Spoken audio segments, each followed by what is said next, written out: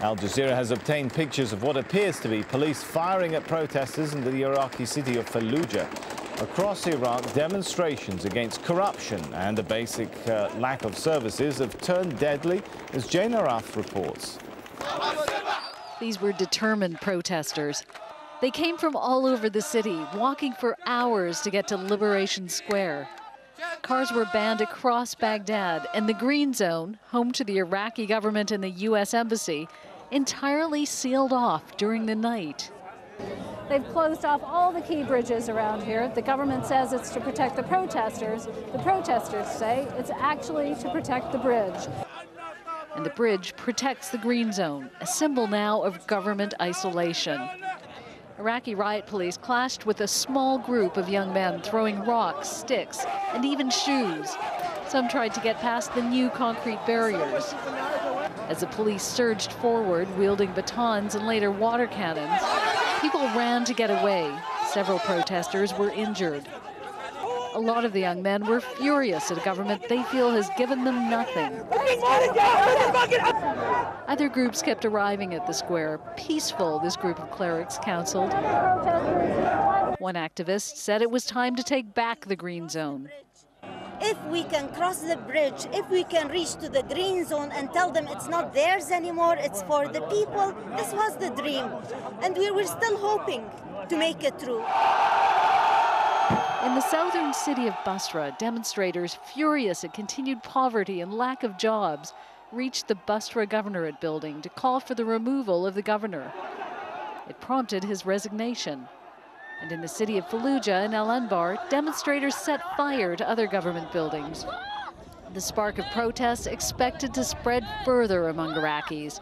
They insist it's time they get a share of what the government has. Jane Araf, Al Jazeera, Baghdad. Anger is also spilling onto the streets elsewhere. Coming up. And this is the largest protest in Tunisia since the fall of Ben Ali. And it shows you that even though the world's attention is now on Libya, in some of those countries that have already had revolution, things are far from over. And fans in Pakistan gear up for the Cricket World Cup the best way they know how.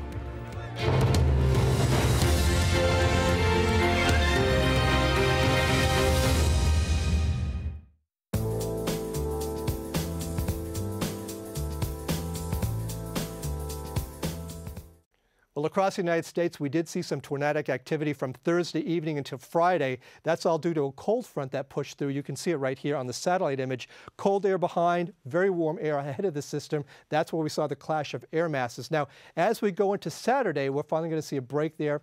That is going to be moving out into the Atlantic, but the big picture is going to be what's happening here in California. An area low pressure is going to be dropping down the coast and bringing quite substantial rains to parts of Los Angeles. Now, in the foothills of Los Angeles, that's where we can see some mudslides in the region. Very susceptible to mudslides. Not a lot of vegetation there because of the wildfires, but up to the north, we're going to see some great snow for the last part of the ski season. A little bit further down toward the south, towards Costa Rica, as well as Guatemala and Panama, we're going to be seeing some very heavy rain showers over the next couple of days. They had a break in the forecast at the beginning of the week, but now the rain is back. Also in Venezuela, Caracas, you're going to be seeing some very heavy rain showers at about 26 degrees. Up towards the north, though, very sunny conditions all the way from Cuba, Jamaica, as well as the Dominican Republic. Now, over towards Europe, that's a whole nother story. There is only one location I can tell you that's going to be having great weather on Saturday, and that is going to be for parts of Portugal as well as Spain with sunny conditions in the mid-20s.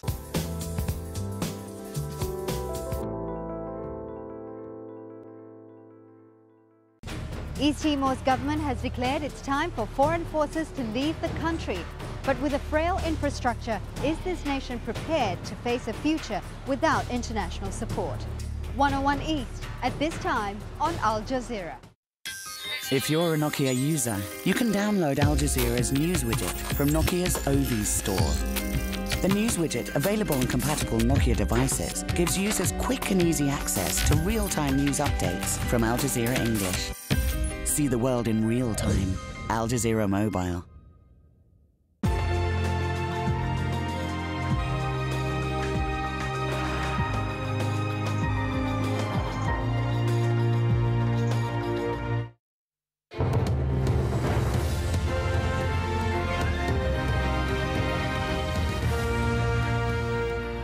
Welcome back. Reminder now, the latest from Libya. Protests are entering their 9th day despite a public appearance by the Libyan leader himself. He turned up at a pro-government rally in the capital, Tripoli. He again promised to fight, if need be, to defend his position.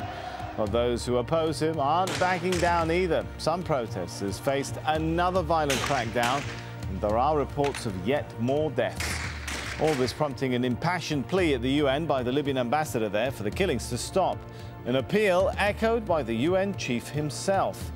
Well, NATO and the US have said they'll slap arms embargoes, travel bans and sanctions on Gaddafi's government, which continues to shrink.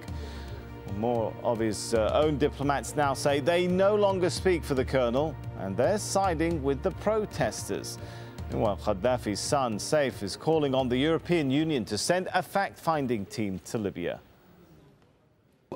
Personally, I urge the Europeans to send fact-finding mission to Libya as soon as possible, because we are not afraid of facts. We are worried about rumors and lies, because facts are on our side. Well, Brazil currently holds the rotating presidency of the UN Security Council. After Ban Ki-moon's call for action from the Council, Brazil's ambassador said a final resolution could come as early as Saturday. There is a sense of urgency on the part of the members of the Council, and this is reflected in our decision to continue this consultation tomorrow. And there is a possibility that we might come to a conclusion by tomorrow. Well, in Tunisia, there's been a so-called day of rage against the interim government. Thousands of demonstrators demanded the resignation of former loyalists to the deposed president. AlJazeera's James Bays is in Tunis. There are thousands of people here. It's estimated this is the biggest protest in Tunisia since Ben Ali was forced to flee from this country. People here say that the protests have moved to other countries, the protests that were first started here in Tunisia, and in some ways they feel that this country has been forgotten. They say their revolution is an unfinished one. We are here because we believe that the dictator has gone, but dictatorship is still here. The system of dictatorship is still ruling right now. If Ghannouchi is still here, because that means Ben Ali is here also. We are all way again in injustice. We are suffering again because Ghannouchi is the same like Ben Ali. You got rid of Ben Ali. Tell me why you are still protesting. Because the system is the same. Nothing has changed. The dictator is gone, but dictatorship is still here. It's now some 6 weeks since Ben Ali was forced to leave this country. The protests after he left were relatively small, people unhappy with the Prime Minister Ghannouchi. Well, now those protests are growing again. This is the largest protest in Tunisia since the fall of Ben Ali. And it shows you that even though the world's attention is now on Libya, in some of those countries that have already had revolution, things are far from over. James Bays, AlJazeera, Tunis.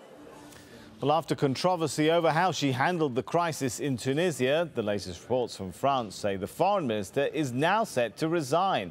Michel Alliot-Marie accepted flights in a business jet owned by a supporter of the ousted Tunisian president. Unnamed French ministers have been quoted as saying she could be replaced by the defence minister Alain Juppé. There's been a high turnout for the general election in Ireland. The leader of the opposition Fine Gael party is hoping he'll be the next leader. And Kenny urged voters to turn their anger into action over Ireland's humiliating economic collapse. The governing Fianna Fáil party, which oversaw the boom to bust and the $90 billion bailout, is braced for an election rout. Well, the United Nations is warning that Côte d'Ivoire is on the brink of sliding back into civil war. Post-election fighting between supporters of rival presidential candidates Alassane Ouattara and Laurent Gbagbo is escalating. Thousands of people have fled the economic capital, Abidjan. Police in Mexico have discovered the bodies of 3 people related to a human rights activist who was killed last year. The family claims it has been targeted by soldiers since reporting human rights abuses in Ciudad Juarez. Amnesty International is urging the Mexican government to do more to protect the safety of those speaking out against abuse. In New Zealand, violent aftershocks are shaking the shattered city of Christchurch. 123 people are now confirmed killed in Tuesday's quake. That total is expected to rise further because more than 200 people are still missing. Search and rescue teams from 6 countries have flown in to help local rescuers. No survivors, though, have been found since Wednesday. Well, French fashion house Christian Dior has suspended its creative director, John Galliano, after he was accused of assault. Galliano allegedly made anti-Semitic remarks and slapped a couple at a bar in Paris. Police say he was drunk at the time and detained him temporarily. The British designer was set to kick off Paris Fashion Week on Monday. Well, the Cricket World Cup is underway and Sri Lanka takes on Pakistan in just a few hours. Matches are being hosted in India, Sri Lanka and Bangladesh. But even though it's a heavy hitter, Pakistan won't be co-hosting any of the games. Zain Basravi investigates why.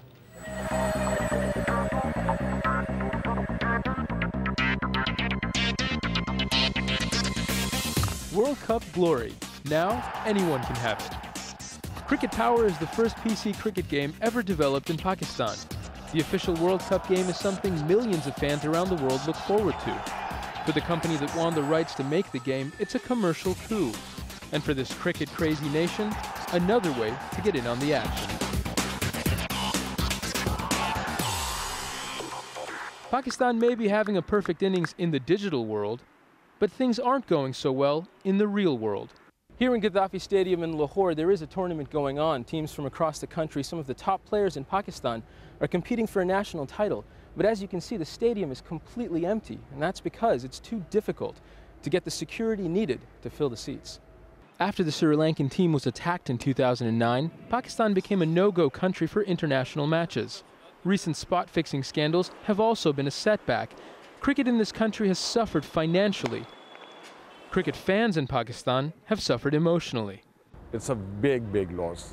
Pakistan is a cricket frenzy nation. Cricket is a passion here. I mean, everybody follows that. And not being able to host the World Cup here, which was originally planned for Pakistan, part of it. So that is a big loss in cricketing terms. For most of the fans in Pakistan, this is the best way to enjoy the sport. Good old-fashioned street cricket.